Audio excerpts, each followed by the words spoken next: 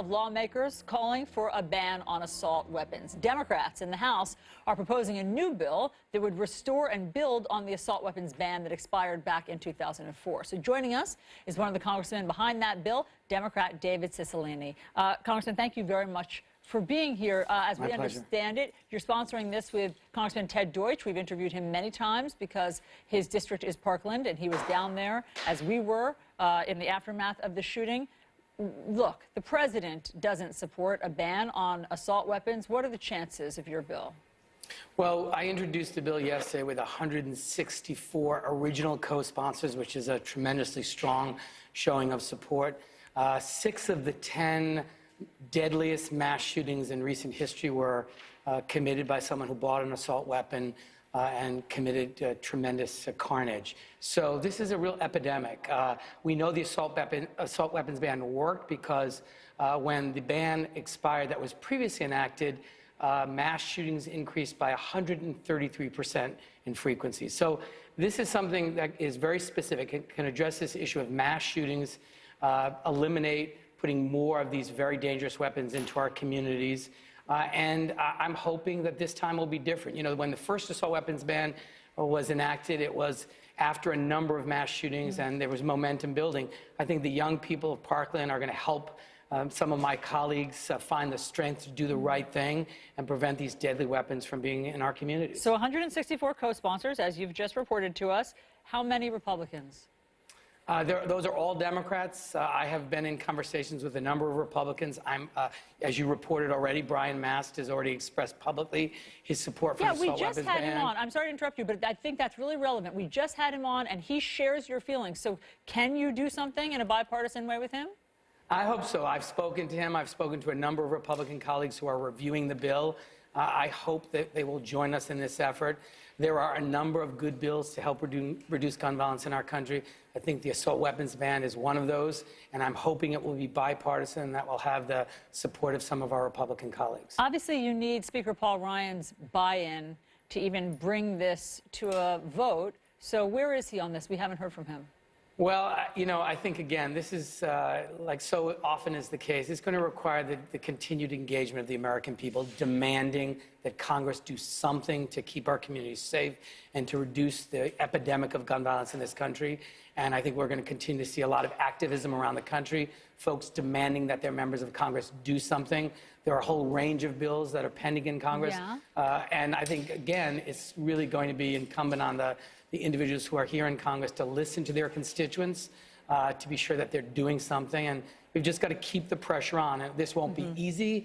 This will be, you know, all these gun bills are going to be tough to pass because of the power of the gun lobby in this town. Yeah. But I think it's time for people to stand up and do what's right for their constituents and do all we can to reduce gun violence. There's no one answer to fix it all, but we can take a number of steps together that will significantly reduce gun violence in this country. But it's again, an epidemic. What does that mean for Speaker Paul Ryan? Have you heard from him? Well, I mean, I think the Speaker obviously is going to, you know, ultimately decide whether a bill comes to the floor.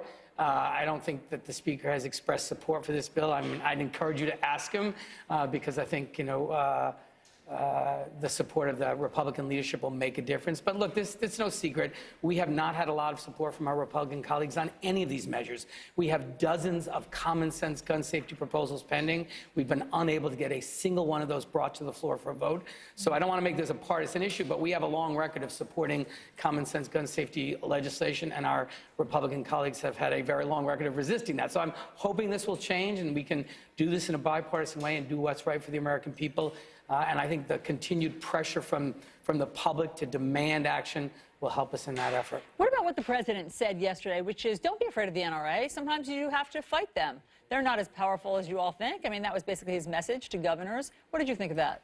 Look, I think, you know, I tell people all the time, this town is filled with lots of very powerful lobbying and advocacy groups. Some spend a lot of money, some spend less money.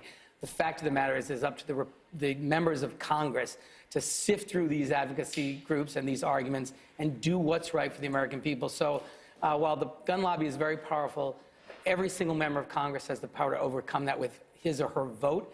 and we ought to stand up and do what's right for our constituents and for the American people. As you know, when many Americans who are gun enthusiasts and support gun rights, when they hear about an assault weapons ban, they think that you want to take their guns, or at least they say that. I mean, I don't even really know if they think that you're going to confiscate their guns or if it's just a handy excuse, but they say that, you know, they worry this is a slippery slope. What's your response to that? Yeah, I mean, I think it is a very convenient argument. That argument is made any time we propose common sense gun safety legislation.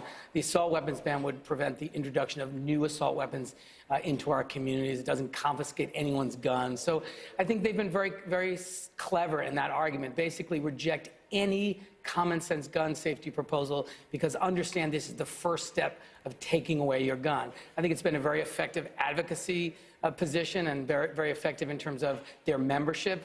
But the fact of the matter is a majority of gun owners now support an assault weapons ban, 53%. 67% of the American people support an assault weapons ban. These are guns that are designed to kill the greatest number of people over the shortest period of time. An assault weapons ban will reduce the lethality and the frequency of mass shootings. It's a very specific problem we're confronting as a country.